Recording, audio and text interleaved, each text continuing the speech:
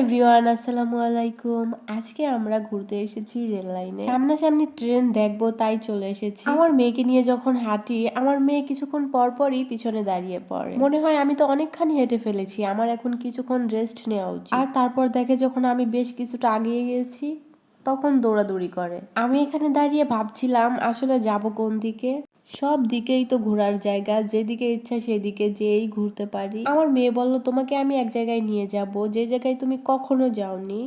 আমি আমার ছোট মনিদের সাথে গিয়েছিলাম, তো তোমাকে এখন সেখানে নিয়ে যাব। আমি বললাম চলো যাই, গিয়ে দেখি এমন কোন জায়গা আছে যেখানে আমি কখনোই যাই নাই, তুমি গেছো।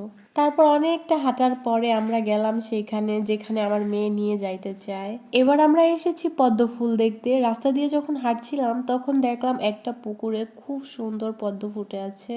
ঘোরাঘুরি করতে বের হয়েছি, আর বাচ্চা কিছু খাবে না এটা তো হতেই পারে না। আমারও কিছু দরকারি জিনিস কেনার ছিল, তাই আমরা চলে এসেছি একটা দোকানে। সেখান থেকে প্রয়োজনীয় সব নিয়ে নিয়েছি। এবার আমাদের ট্রেন দেখার পালা। একটু সন্ধ্যা হয়ে এসেছে, তো ট্রেন যেহেতু দেখতে এসেছি, সামনাসামনি ট্রেন দেখে তবেই যাব।